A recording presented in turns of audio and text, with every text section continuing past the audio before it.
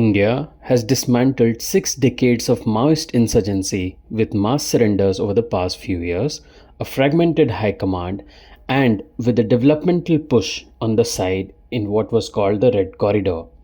A decade ago, the rebels had one pressing concern: to break out of the Abujmarh forest region in Chhattisgarh and Maharashtra that was then the core of heartland of the Naxalite-Maoist insurgency.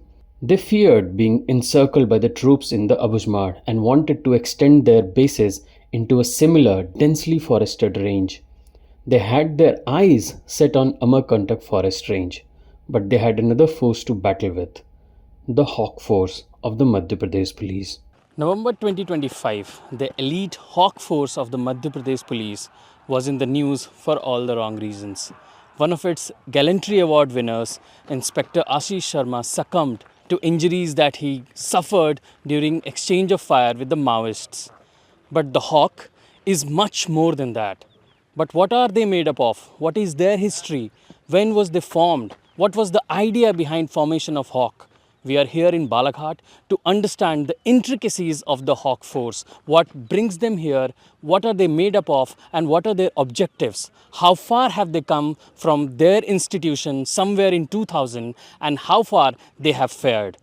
The Hawk Force has been central to blunting the Maoist push into Madhya Pradesh. It was established in the year 2000, only after a decade of alarm.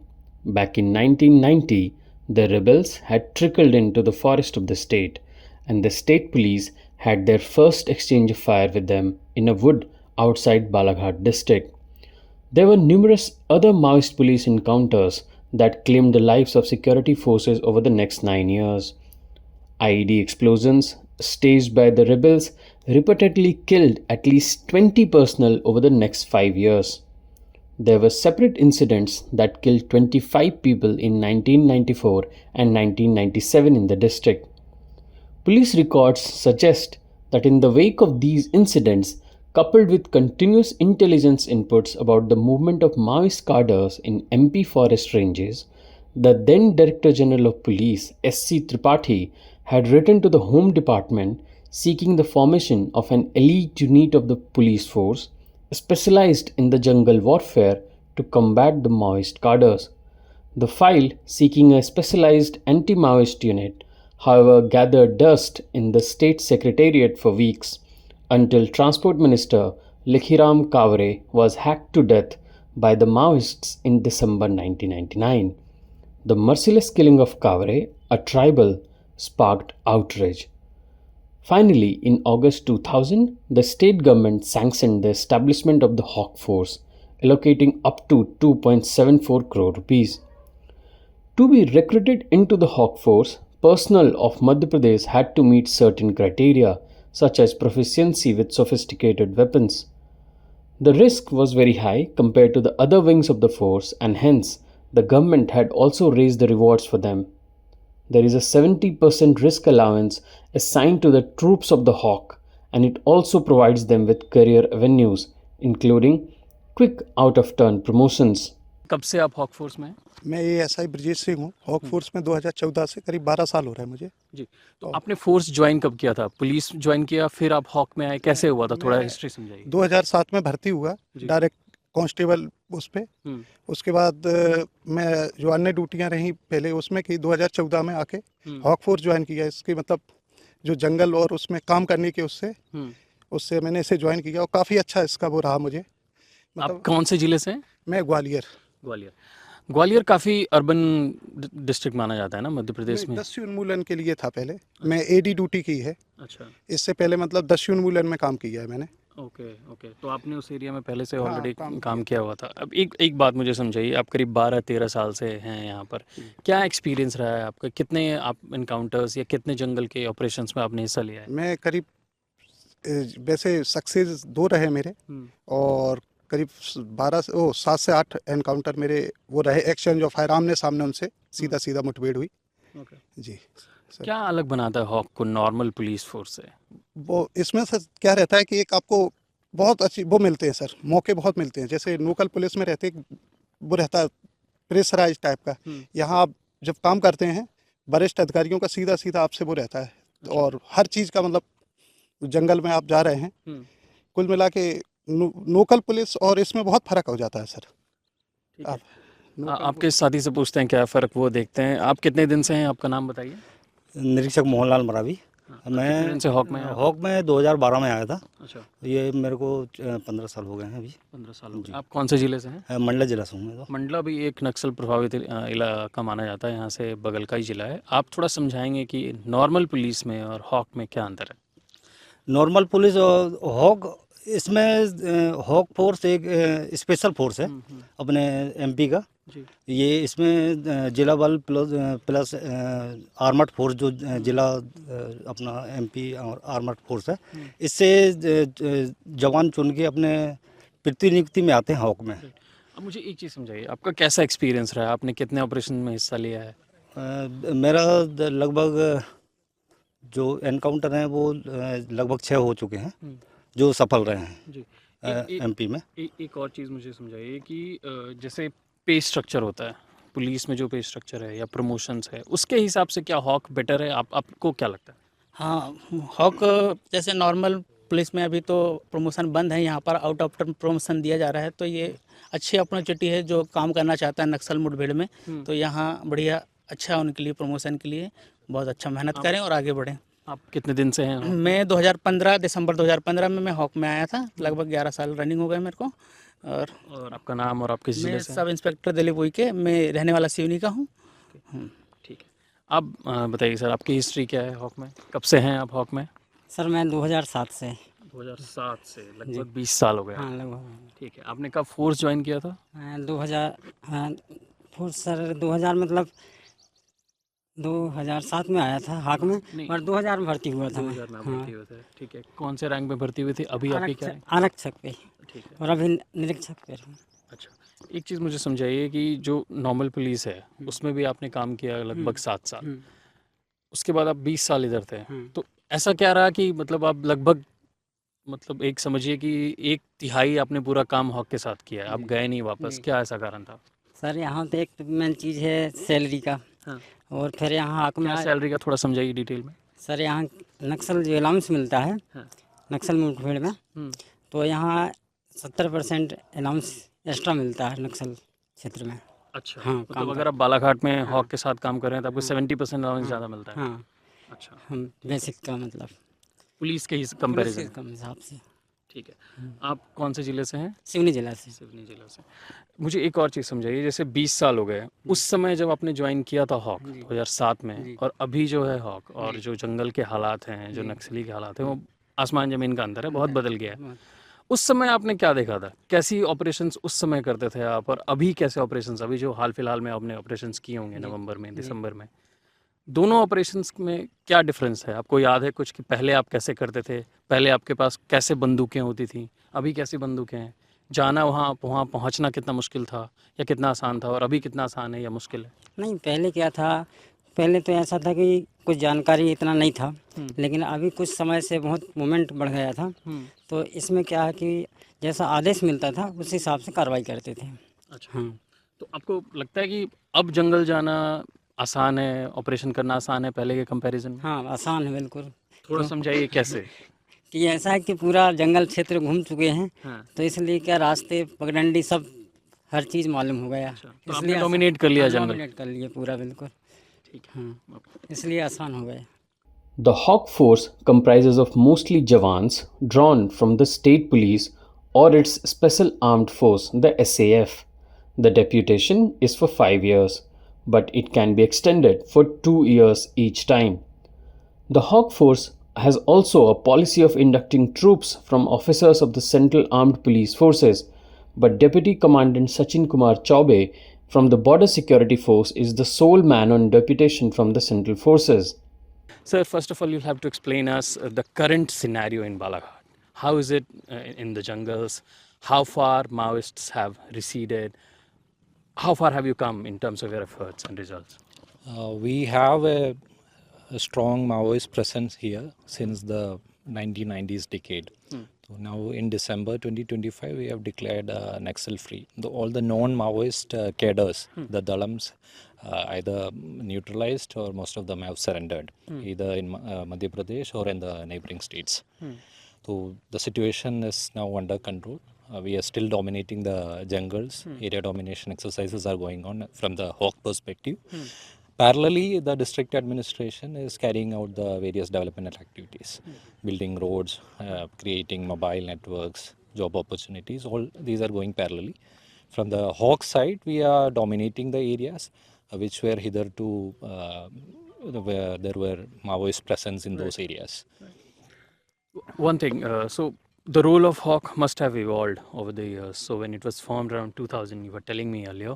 So since then and now, so the Naxal situation has completely flipped, and it has taken decades for that. So after, what next for the hawk?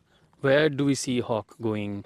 What is the objective of hawk after, say, the stated objective of finishing the armed Maoism by 31st March? Where does the hawk go from here? It's actually, we are fighting an ideology. We can't definitely say that how it will come to an end. We have eliminated the threat as of now, but how this threat takes shape in the future years is to be watched. Then the training we had, it is there, and we have a urban component in Bhopal as well. So some people will be moved there, will be training them in urban tactics as a counter-terrorism force. As of now, we don't have any particular instructions. We will be continue holding this area. We have camps in remote locations, jungle areas. We are routinely conducting operations like search, area domination, like that, and giving support to district administration for their development activities as well. So right now we haven't planned that much ahead. One thing we are quite sure is that we will be downsizing. We will be upskilling our people for urban operations, counter-terrorism and all. That is always required for a state as big as MP. Balaghat Superintendent of Police Aditya Misra believes that the situation in the 1990s and the success of Andhra Pradesh's Greyhounds paved the way for the inception of the Hawk Force in MP. So, if you go by the official records, the first case that was registered in Balaghat, or per se in Madhya Pradesh at that time, was in police station Birsa. That was in 1990. That was the first information report that was created. It was basically that some documents as well as an exchange of fire happened between the state armed police forces that were there. And eventually, we had some issues in which we had suffered casualties. So there was one incident in 1991 where 8 of our men, we lost them. Then again, Narangi blast, as it was called, happened, in which 16 of our Jawan were martyred. Then the minister who was at that time in the cabinet, Transport Minister Likhiram Kavreji, he was murdered by the Naxalites. So eventually it was formulated that a special anti-guerrilla force or jungle warfare specific force was required, and hence the Hawk was born. So I think it was in the first decades of this century that Hawk was conceptualized based on the forces that were existing there, particularly the Greyhounds, and eventually their training module, how they operate, what is their tactical positions. Everything was then, incorporated, but at the same time modulated to the conditions that were existing in Madhya Pradesh. The Hawk suffered heartbreaking setbacks too, most recently in November last year, when one of its daredevils, Inspector Ashish Sharma, lost his life in an encounter. He joined the force in 2018 and quickly rose to the rank of inspector through out-of-turn promotions based on performance. Officers involved in the operation told ThePrint that on intelligence inputs indicating that senior cadres from the MMC zone had assembled and were moving through the dense forest in Chhattisgarh's Rajnandgaon district, a plan was led to encircle them. From the Chhattisgarh side, DRG troops were present.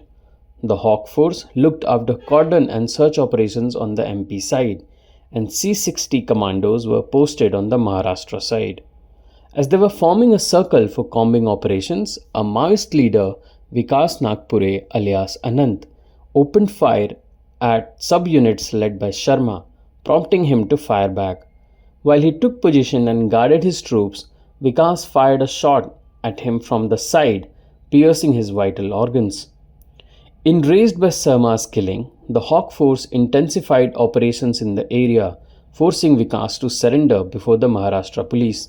Shortly after, MMC in charge and Central Committee member Ramdher Majji also surrendered to Chhattisgarh police. The Central Committee member Ramdher, he surrendered, but the previous incident that is less known is he surrendered because of an exchange of fire with the Hawk forces just day before day before on which he surrendered. Right. So there was a Hawk unit, so 6 Hawk units were deployed.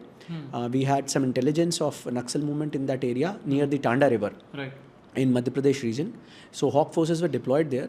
There was a massive exchange of fire in which Ramdher and his team were forced to leave all their ration and supplies as well as some ammunitions and weapons there.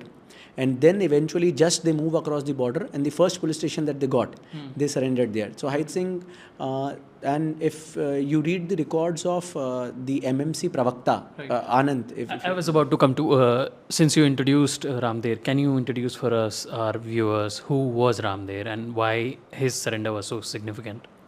Right. So basically, if you look geographically, in 2015-16, Naxals devised a plan that's called the Vistar plan. So their strategy was to move their major Central Committee members, or if you want to draw a parallel, Central Committee members can be considered to be the highest decision-making body in the Maoists. Right. So they wanted, because the pressure was increasing, force induction in Chhattisgarh was increasing. So they had devised a plan that if we move out of Chhattisgarh, what could be the probable locations of a new setup for Maoist? Right. They were thinking in terms of maybe next 10 years where Maoist leaders want to be.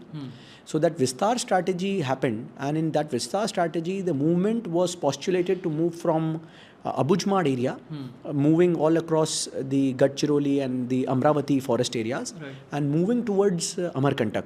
So that was the plan that the Naxals had devised. And the first time this came to our knowledge was an encounter when a documentation was revealed, and then we were able to decipher the document. So that strategy was there. So in this MMC zone, that is the tri-junction of Madhya Pradesh, Maharashtra and Chhattisgarh, Ramdher was the latest and the highest form of military cadre who was sent here. Now, why Ramdher's surrender was important is because Ramdher was the member of the Central Military Commission as well. So he was the person who was responsible for training the Maoists in armed militian conflict. Yes.